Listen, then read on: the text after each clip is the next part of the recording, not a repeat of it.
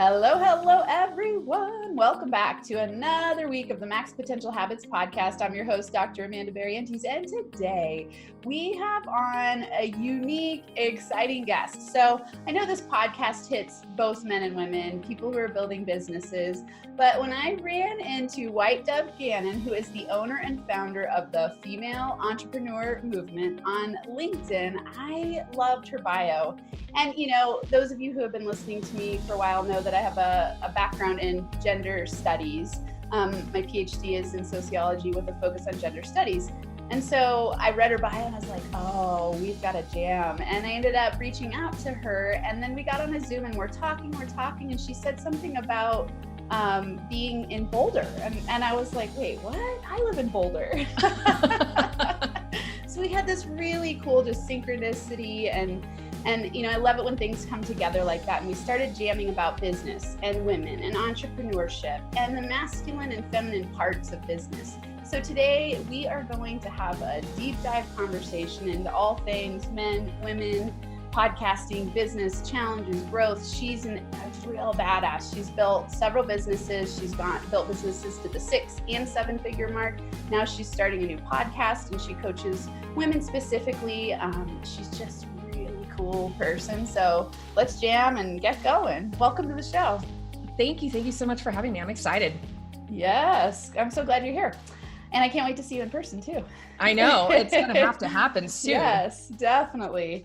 Okay. So first, to start out, just share with us what your background in business, you know, give a little overview of how you became a businesswoman, enjoying entrepreneurship, not enjoying entrepreneurship, all of those things. Well, so I'm a serial entrepreneur. Let's just put that out there because that is a thing for real. Yeah. But I stumbled into it because my husband created a construction business back in '97. And by default, I became the person that did all the administrative, all the office, ran the entire, the executive side of it. And we built the corporation, and that was our first business. We went to multiple 7 figures with that business and did really, really well. We had board of directors, we had employees, we had fleets, we had, warehouses, we had the whole thing that goes along with a very large scale construction business. So I would say that I was an entrepreneur, but I was an employee entrepreneur at that point in time because it was just very 9 to 5-ish or whatever. I could choose my hours. I had the perks of being able to spend the money how I wanted and choose my hours. So yay for that in my 20s. But outside of that, I was very adventurous and creative and decided to, in conjunction with that, build a retail business, a secondhand consignment kids clothes store. And so in 2001, I opened that up. And so 6 months of that, it was great. I wanted to be able to do something fun. The construction business was doing well. I had my own people that I had for my stuff, and I was just bored of that. So I created the store, and then we moved 50 miles away. And so the store no longer made sense. So I shut it down, took a loss. That was my first independent entrepreneurial venture. After that, we still had the construction company, and we were 9/11 hit. We turned around and had to make some diversifying decisions with the business because the area of expertise and niche that we were in was phasing out. It had to do with new home building. And so it phased out all of our contracts we fulfilled. And we got into a really cutthroat side of the construction industry and did not love that because that's the part that we couldn't be creative and we couldn't have the relationships. It was just a whole different beast. And so we decided to be adventurous, and we were going to shut the business down and move to Kansas on 160 acres. And who knows what we were going to do. We had romanticized ideas of being farmers and ranchers and all the things, right? But it was either we do it or we don't. And it was late 20s. We still had the construction business. So we took everything out there. We packed everything up, sold the house, went out to Kansas. And then we get there we had a beautiful home in Evergreen. And then we get out there to this little tiny farmhouse, and I was pregnant, and I just sat there and thought, I cried actually. What in the world did we just do? I mean, no family, no friends. We knew no one. We took our little tiny family out there, and it was like, okay, we did this. We wanted to take a gamble and see what this looked like. Now let's do something with it. we ended up not closing the construction business. He ended up getting work out there. But again, I was just like, okay, what do I do? 160 acres, let's make some money with this. What can we do? So I, in 4 years, created a sustainable farm where it was all the meat products. By the 4th year, I was wholesale retailer licensed by the state to bring our meat products by the cut to the farmers market. So I was ahead of my time in 2007 is when that was. Took my stuff to the farmer's market, sold it like you could buy 2 pork chops in a package. It was under our label. We had processors that did it for us that were federally licensed.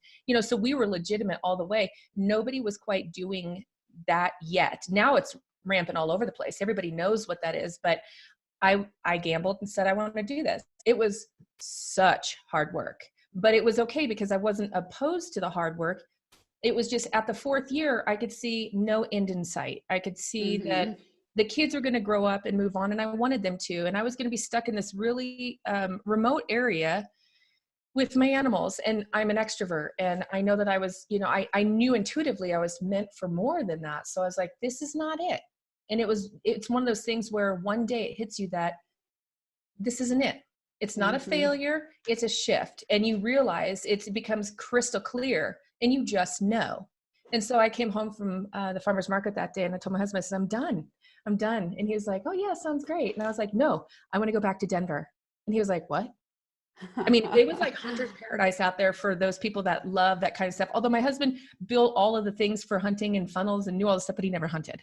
It was the opportunity and the possibility of what could be that was really cool about being out there, but so very far away from my family, his family, our kids that had grown up here, for the first 10 years of their life, when we moved out, all the things, it just wasn't quite right. So we shut the construction business down, shut the farm down, auctioned everything, sold, because everything you sell all of your stuff at an auction. It's not like it gets auctioned because you have to get rid of it. You actually have an auctioneer come to your place, and instead of like nickel and diming people to come purchase all your farm equipment, your construction equipment, all that stuff. So we had this major auction with hundreds of people that showed up, shut everything down, packed up our family and came back. And we decided to just take the seed money, sit on what we had, and okay, what's next? Neither one of us had gone to college. Neither one of us had thought about what that looks like, because we were entrepreneurs and we had successful businesses. We knew what success looked like. We had hit those milestones. So like, okay, my husband, he was like, I'm not interested in doing another business. He had a harder time dealing with the change coming back because he felt like a failure. So we had the businesses for, the construction business for 13 years. And that was really his baby. And so he really took it hard in his late 30s and was just like, now what? How do I provide for my family? What am I supposed to do? This is all I've known for 13 years. And then prior to that, he had a partner in the same joint venture, same business type in a different town. And then when we had shifted for his business. So he had been doing this for 16 years. And that was really kind of a hard thing for him to accept because he didn't know where to start. He actually went entry level to a job. And I just said, okay, you can go to college or I can go to college, but I think it'd be great if one of us did. So he's like, nope, I'm not interested. Because he was really at that low point, at a point in his life where he's just like, I'm not invested. And so I did. And I struggled for 2 years. I went full time during the day when my kids were in preschool and elementary school. But I didn't know what I wanted to do. I thought, be a vet. Oh, okay, that's going to take forever. And okay, no. And then, business degree made sense because I had been entrepreneurial. So I thought, okay, let's just dive into that part of it. Once I did that, I fought being an accountant because I had done all the back office stuff. I knew all of it. I could do it, operational accounting, like the back of my hand. I knew it, but I didn't want to get a degree because I didn't want to go work in someone's cubicle, crunching the same numbers over and over and over. So I fought it for 3 years. Finally, I decided to be smart and go ahead and embrace that degree.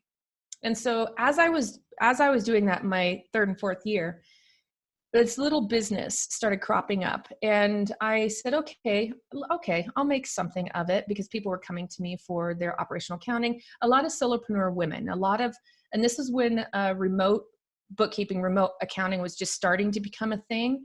And so I was like, okay, sounds good. So fast forward to that, I ended up making a whole business out of it and hit 6 figures very, very easily with that because there was a need there, obviously. But I hated it. In 2018, I wanted to blow it up. I was taking time from my kids. I wasn't even spending the time with them. I had no desire to build it out with employees to try to be in the, I didn't even want to be in the accounting world. I wanted something more creative. Basically, I intuitively knew, again, I was called for more, but I didn't know what more was. And every single ounce of the businesses that I had been working in and had created had a product or a service that was offered in exchange for the money. So I had this done for you service. I had a mentor coach of mine, and she asked me one day, because I told her, I said, I hate this. Everybody was like, you're successful. You're doing so well. Oh my gosh. You're like, this is awesome. And I'm thinking inside, I hate it. I hate this. I don't even care how much money I'm making. I hate it. My clients were amazing. I loved them. They were so sweet. They were the best of the best. But I was like, it's not them, it's me. So what is wrong with me? What am I not seeing? And so into 2018, I was done. I was over it. I was not going to build it out. I knew I was going to pivot at that point in time. She said, why do you not coach women entrepreneurs, especially the solopreneurs you've already been pretty much coaching anyways? That was a value add that I inadvertently was giving because I knew the entrepreneurial world. I knew the ups and downs. I had done it. And so I would tell them, okay, these are expected. Let's look at your KPIs. Let's look at your metrics. Let's see, where are you falling? Is this make good business sense? And where is the desire for you to fulfill this piece of who you are and have that being in tandem with your business? So really already doing that. She's like, why don't you just do that? I thought, ugh. So she asked me a really good question. What part of that do you not believe is possible? And I thought, up until this point, I was always selling a product or service. Now and nobody could argue with that. We always had high quality, high expectations, high values for our businesses. My knowledge in the accounting world, you can't argue 1 + 1 = 2. I mean, numbers are just numbers, and they're factually based data if they're coming through true. And so nobody could argue that. For the first time, I was leaning into an area where I could be contradicted. People could disagree with me. And I had to learn to be okay with that myself. And that's what I was not okay with. I had to go through a process for me to determine that I needed to stand in my world, stand in my worth, and stand in what I know is right, even if it gets objected. So I had to learn how to be okay with that. So that was my 2018, end of 2018, I phased my accounting clients out. In 2019, I was just like, okay, who am I? What am I doing? Why does this matter? But the big core piece of this is that I was not alone in this women entrepreneurship, this rise to entrepreneurship. We women so often do not value the knowledge that we have, that we will leave it on the back burner. We will not step forward and say, hey, this is a contribution. This is relevant. This is good. It's complementary, so we don't do that very often. Because for decades, the role was that we were in the shadows. We were just supporting roles. We didn't actually step forward and be that person and be that ability to say, here's what I'm bringing to the world, to be bold, to be fearless, to stand in what it is. We can talk it, but when we go to actions, it becomes a different thing. So I thought, I'm not alone in this, and I know I'm not. So I really decided at the beginning of last year that I really wanted to make a movement for women entrepreneurs to stand in the power of owning what they do, how they do it, and why it's important to the greater good of this world. Oh, okay. I wrote down a ton of notes. I know. I want to ask you so many questions. And for the listeners, this is so awesome. So I usually do something with my dog, and I didn't today. And there's a dog outside barking, and my dog is going crazy.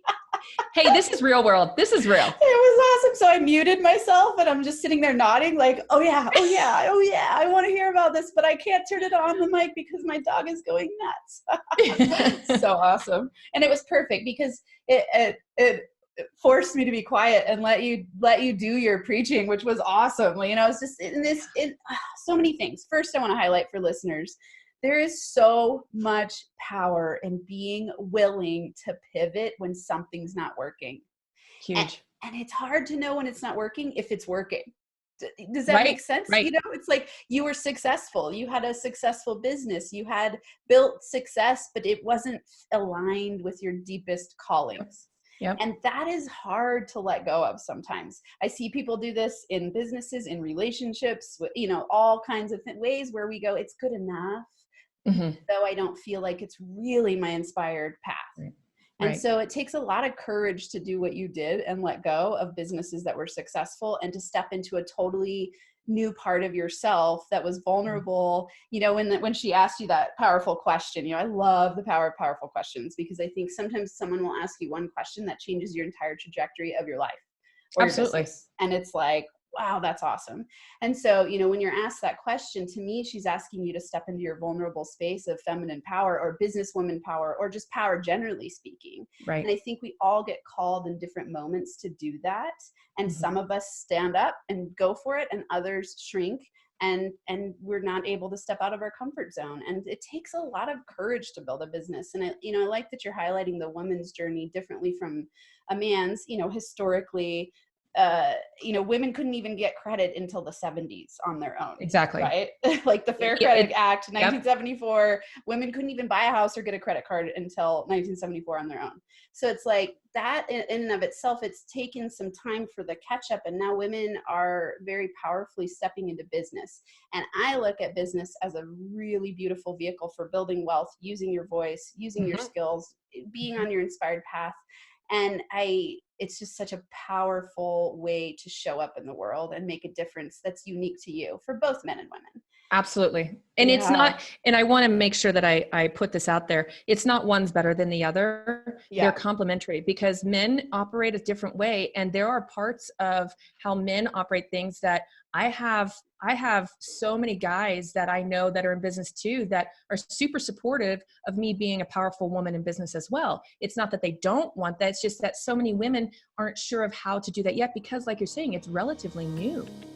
To listen to the full episode, head on over to nfacoaching.com, hit the podcast link, and it'll take you to all of the full episodes. And go ahead and leave some comments. I'd love to hear from you, to know how these inspirational interviews, tips, and tools are impacting you in your life and business. And be sure to hit that subscribe button so you never miss out on any of the Max Potential Habits episodes.